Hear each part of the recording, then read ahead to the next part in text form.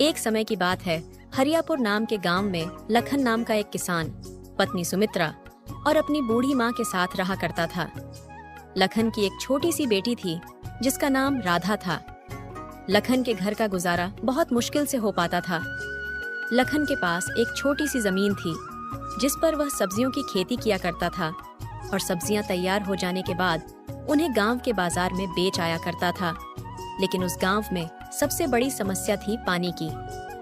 लखन को पानी के लिए गांव के जमींदार पर निर्भर रहना पड़ता था, क्योंकि लखन के पास अपना कोई कुआं नहीं था। वह अपने खेतों की सिंचाई जमींदार के कुएं के पानी से किया करता था।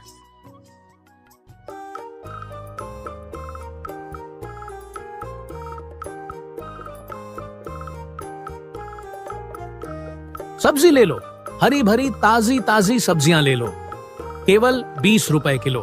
केवल 20 रुपए किलो में हरी भरी ताजी ताजी सब्जियां ले लो।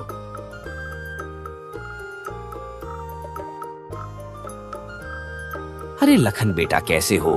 घर में सब ठीक तो है ना? और राधा बिटिया कैसी है? काका, मैं ठीक हूँ। घर में भी सब ठीक है और राधा भी बिल्कुल ठीक है। बोलिए काका, क्या चाहिए आपको? बिल्कुल ताजी ताजी सब्जियां हैं, अभी अभी खेत से तोड़कर लाया हूँ। बोलिए, क्या बांध दूं आपके लिए? लखन बेटा, मेरे लिए 1 किलो टमाटर और 1 किलो खीरा बांध दो। ठीक है काका, अभी बांध देता हूँ। अच्छा लखन बेटा, मैं चलता हूँ, ध्यान रखना अपना। ठीक है काका, आप भी अपना ध्यान रखना और काकी को मेरा नमस्ते कहना।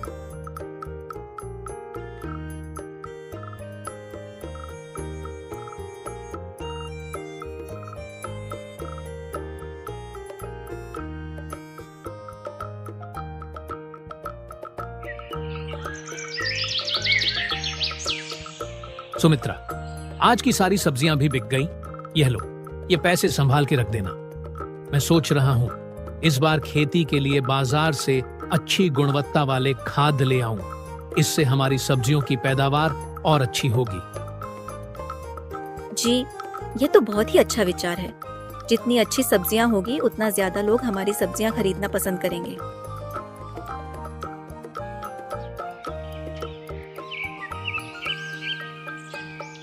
एक दिन लखन अपने खेतों में काम कर रहा था। तभी वहाँ पर जमींदार दयानंद आता है और लखन से कहता है, लाखन भाई कैसे हो? खेतों का काम कैसा चल रहा है? मैं ठीक हूँ दयानंद जी, और खेतों का काम भी ठीक चल रहा है। मैं यह कह रहा था लखन भाई कि मैं तुम्हें बहुत सालों से अपने कुएं से पानी दे रहा हूँ, पर इस साल मैं तुम्हें अपने कुएं से पानी नहीं दे पाऊंगा। पर क्यों दयानंद जी, मुझसे कोई भूल हुई है क्या? नहीं लखन भाई, वह बात नहीं है। दरअसल तुम्हें तो पता ही है ना कि इस साल कितनी गर्मी बढ़ी है। इस साल की गर्मी ने तो सारे साल का रिकॉर्ड ही तोड़ दिया है।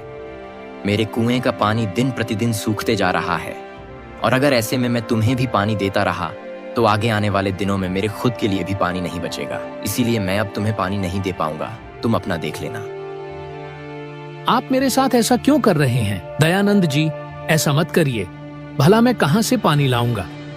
इतने सालों से तो मैं आपसे ही पानी ले रहा हूं, और अगर आपने अब पानी देना बंद कर दिया तो बिना पानी के मेरे खेतों की सारी सब्जियां सूख जाएगी।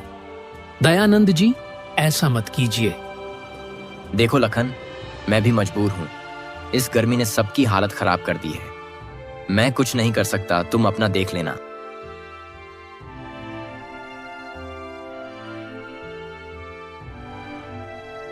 ये सुनकर लखन मन ही मन बहुत दुखी हो जाता है और घर जाकर सारी बात अपनी पत्नी को बताता है। ये क्या हो गया भाग्यवान? अब यह कौन सी नई विपदा आ पड़ी है? अब हमारे घर का गुजारा कैसे होगा? बिना पानी के हमारे खेतों की सिंचाई कैसी होगी? हे प्रभु, आप तो सब देख रहे हैं ना। अब आप ही कुछ हमारी मदद करो प्रभु, हम बड़ी दुविधा में हैं। लखन जी, आप चिंता मत कीजिए।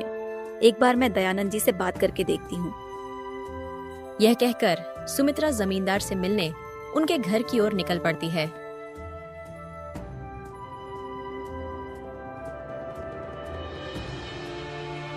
दयानंद जी, ओ दयानंद जी, घर में हो कि नहीं? अरे कौन है भाई? रुको, आता हूँ आता हूँ। अरे सुमित्रा, तुम हो? कहो मेरे घर कैसे आना हुआ? दयानंद जी, मुझे लखन जी ने बताया कि आपने हमें कुएं का पानी देने से मना कर दिया है। सुमित्रा बहन, यह बात सच है कि मैंने लखन को अपने कुएं का पानी लेने के लिए मना कर दिया है, और इसकी वजह भी तुम्हें लखन ने बता ही दी होगी। पर दयानंद जी, आप यह तो सोचिए ना कि हम इतने सालों से आप ही के कुएं के पानी से अपने खेतों की सिंचाई कर रहे हैं। हमारे पास कोई दूसरा साधन भी नहीं है। ऐसे में हम पानी कहाँ से लाएंगे और अपने खेतों की सिंचाई कैसे करेंगे? देखो सुमित्रा बहन, मैंने इतने सालों तक तुम्हें अपने कुएं का पानी दिया है और मैंने तुम्हें कभी भी पानी लेने से मना नहीं किया। लेकिन इस बार बहुत भारी गर्मी पड़ी है। मेरे कुएं का पानी सूख कर बिल्कुल कम हो गया है। अगर मैं तुम्हें अपने कुएं का पानी देता रहूंगा तो इस गर्मी में मुझे पानी की बहुत परेशानी होगी। सुमित्रा जमींदार दयानंद को कुएं का पानी देने के लिए बहुत मनाने की कोशिश करती है, मगर जमींदार नहीं मानता है और सुमित्रा दुखी होकर थक हार अपने घर की ओर निकल पड़ती है।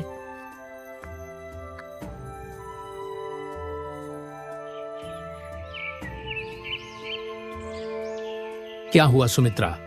जमादार जी ने क्या कहा? लखन जी, जमींदार जी ने पानी देने से मना कर दिया। वह कह रहे थे, अगर मैं तुम्हें पानी देता हूँ तो मुझे गर्मियों में बहुत परेशानी होगी। पानी के बिना क्या होगा भाग्यवान? हमारे सारे खेत तो सूख जाएंगे। दोनों पति पत्नी इस बात से बहुत दुखी थे। लखन को तो आज रात बिल्कुल नींद ही नहीं आ रही थी। वह बस अपने खेतों के बारे में ही सोच रहा था। सोचते सोचते लखन को एक विचार आता है। हमारे पास इतने पैसे तो नहीं है कि हम मजदूर से कुआं खुदवा सके, लेकिन मैं सोच रहा हूं अगर कुआं खोदने का काम मैं अकेले ही शुरू कर दूं तो? हाँ, यही ठीक रहेगा। अरे सुमित्रा, सुनती हो? क्या हुआ लखन जी? आप सोए नहीं अभी तक? सुमित्रा, मुझे एक विचार आया है। क्यों ना हम खुद से अपना कुआं खोदें? जी, विचार तो आपका बहुत अच्छा है, लेकिन अगर हम दोनों ही कुआं खोदेंगे तो इसमें हमें काफी दिन लग जाएंगे। हाँ सुमित्रा, वह तो है, लेकिन और कोई रास्ता भी तो नहीं है, और हमारे पास इतने पैसे भी नहीं है कि हम मजदूर से कुआं खुदवा सके। आप ठीक कहते हैं लखन जी, हम कल से ही कुआं खोदने के काम में जुट जाएंगे। चलिए, अभी आप सो जाइए।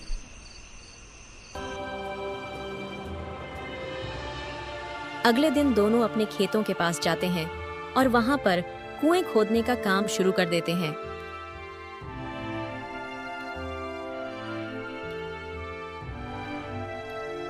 लखन जी, इस बार तो बहुत ज्यादा गर्मी पड़ी है। इतनी गर्मी में तो बहुत बुरा हाल हो रहा है। बार बार प्यास लग रही है। हाँ सुमित्रा, पर हमें धैर्य से काम लेना होगा। माना कि इस साल गर्मी बहुत ज्यादा है, लेकिन हमारे पास बस एक यही रास्ता है। इतना कहकर दोनों फिर से कड़कती धूप में कुएं खोदने का काम शुरू कर देते हैं। 15 दिन की कड़ी मेहनत के बाद आखिरकार कुआं तैयार हो जाता है। लेकिन इस बार इतनी कड़ी गर्मी पड़ी थी कि इतनी गहराई तक कुआं खोदने के बाद भी कुएं में एक बूंद पानी नहीं था। ये देख लखन और सुमित्रा बहुत निराश हो जाते हैं। निराश मन से दोनों घर आ जाते हैं और अपनी आंगन के पेड़ की छांव में बैठकर आराम करते हैं। हे भाग्यवान, इतनी मेहनत करने के बाद भी एक बूंद पानी नसीब नहीं हुआ। हाय रे गर्मी, अब तो घर में भी पानी नहीं बचा है। बहुत मुश्किल से 2 घड़े संभाल कर रखे थे, वह भी खर्च हो गए। सुमित्रा, बहुत प्यास लगी है। अंदर जाकर देखो, क्या घड़े में थोड़ा सा पानी है? हाँ ठीक है, अभी देखती हूँ।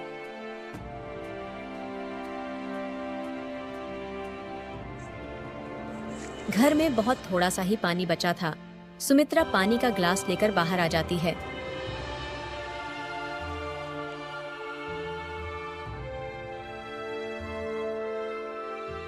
बेटा, क्या थोड़ा सा पानी मिलेगा? बहुत प्यासा हूँ, गला प्यास से सूखे जा रहा है। दूर दूर तक कहीं पानी नहीं दिखा। सुमित्रा और लखन साधु की ऐसी हालत देखकर उन्हें पानी दे देते हैं।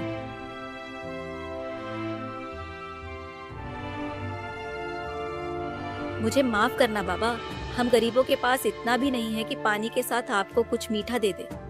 बस एक यही पानी है। आप इसे पीकर अपनी प्यास बुझा लीजिए। बेटा, मेरे लिए बस यही पर्याप्त है। प्यासे गले को किसी मिठास की नहीं बल्कि बस पानी की ही जरूरत होती है। धन्यवाद बेटा। मैं बहुत देर से प्यासा था। दूर दूर तक कहीं पानी नहीं दिखा। ऐसा लग रहा था बिना पानी पिए अभी चक्कर खाकर गिर जाऊंगा। लेकिन भला हो तुम्हारा, जो मुझे तुम दिखे। बाबा, आप तनिक यहाँ छांव में बैठकर विश्राम कर लीजिए, आपको अच्छा लगेगा। नहीं बेटा, अभी मुझे बहुत जरूरी काम के लिए जाना है। मैं रुक नहीं सकता। लेकिन हाँ, मैं तुम्हें एक चीज देना चाहता हूँ। यह मटकी, ये बहुत पुरानी मटकी है जो काफी सालों से मैं संभाल कर रखी थी। मैंने सोचा अब बुढ़ापे में इसे क्या लेकर दर दर भटकता फिरूंगा। कोई भला इंसान दिखेगा तो उसे दे दूंगा। लगता है अब इस मटकी के लिए सही मालिक मिल गया है। यह लो, इस मटकी को तुम अपने पास रखना। और हाँ, इसे साधारण मटकी समझने की भूल मत करना। इस मटकी में तुम कोई भी ऐसी चीज डाल सकते हो जिसकी तुम्हें सबसे ज्यादा जरूरत है। अच्छा बेटा, तो मैं अब चलता हूँ। इतना कहकर साधु वहां से चले जाते हैं। सुमित्रा बाबा ने कहा, इस मटकी में वही चीज डालना जिसकी तुम्हें जरूरत है। अभी तो हमें पानी की जरूरत है, लेकिन इस मटकी में डालने के लिए हमारे पास पानी नहीं बचा है। रुकिए, मैं देखती हूँ। इस ग्लास में थोड़ा बूंद पानी का बच्चा है, क्यों ना यही डालकर देखा जाए। सुमित्रा ग्लास में पड़े पानी की कुछ बूंदें घड़े में डालती है और देखते ही देखते घड़ा पूरी तरह पानी से भर जाता है। यह देखकर सुमित्रा और लखन आश्चर्यचकित हो जाते हैं। देखिए लखन जी, यह तो एक जादुई घड़ा है। देखिए इसमें कितना सारा पानी है। हाँ सुमित्रा, यह सब प्रभु की ही कृपा है। आपका बहुत बहुत धन्यवाद प्रभु। इस संकट की घड़ी में आप हमारे द्वार पर आए और हमारी मदद की।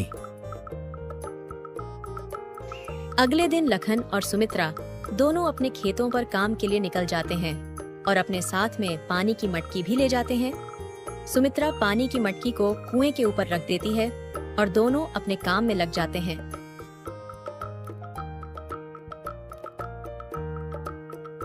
कड़कती धूप में काम करने के बाद लखन को प्यास लग जाती है और वह सुमित्रा से कहता है, सुमित्रा, जरा मटकी में से थोड़ा पानी तो लाना, बहुत प्यास लगी है। ठीक है जी, अभी लाई। सुमित्रा मटकी में से पानी निकालती है। गिलास में से पानी की कुछ बूंदें कुएं में गिर जाती हैं और देखते ही देखते कुआं लबालब पानी से भर जाता है। यह देखकर सुमित्रा बहुत आश्चर्य में होती है और वह लखन को बुलाती है। अजी सुनिए, देखिए इधर यह क्या हुआ। अरे भाग्यवान, क्या हुआ है? आइए ना, देखिए ये कैसा चमत्कार है। हाँ भाग्यवान, आता हूँ। लखन जब कुएं के पास देखता है तो कुआं लबालब पानी से भरा था। ये देखकर लखन भी बहुत आश्चर्य में था। अरे सुमित्रा, यह तो चमत्कार ही हो गया। हमारे कुएं में पानी आ गया। अब हम अपनी खेतों की सिंचाई बहुत आसानी से कर सकेंगे।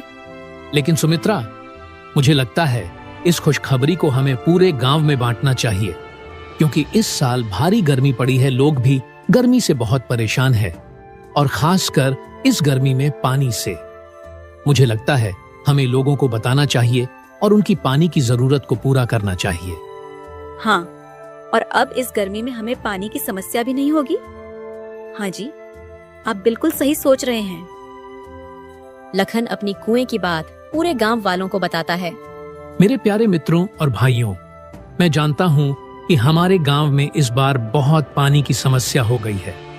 बहुत ज्यादा गर्मी पड़ने की वजह से कुओं पानी सूख गया है। इस समस्या का समाधान मैंने ढूंढ निकाला है।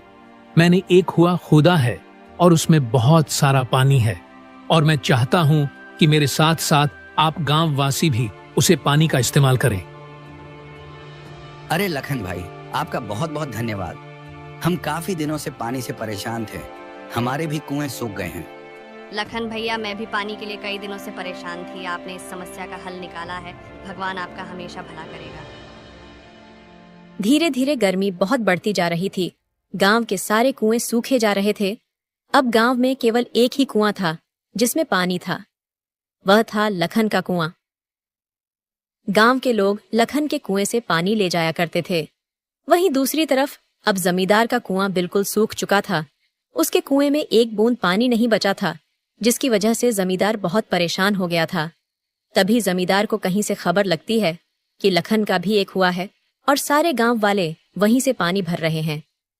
जमींदार ये बात सुनकर लखन के पास जाता है और लखन के कुएं में इतना पानी देखकर बहुत हैरान हो जाता है और वह लखन से कहता है, लखन, मेरे कुएं का पानी बिल्कुल सूख गया है। मेरे कुएं में एक बूंद पानी नहीं बचा है। क्या तुम मुझे अपनी कुएं का पानी दे सकते हो? हाँ जमींदार साहब, आप यह कैसी बातें कर रहे हैं? भला इसमें भी कोई पूछने की बात है? इतने सालों तक आपने हमारी मदद की है और इस मुश्किल की घड़ी में हमें एक साथ मिलकर रहना चाहिए। आप जितना चाहे उतना पानी यहां से ले सकते हैं। लखन की यह बात सुनकर जमींदार को अपनी गलती का एहसास होता है और वह लखन से माफी मांगता है। लखन, मुझे माफ कर दो। मैंने तुम्हारे साथ बहुत बुरा व्यवहार किया।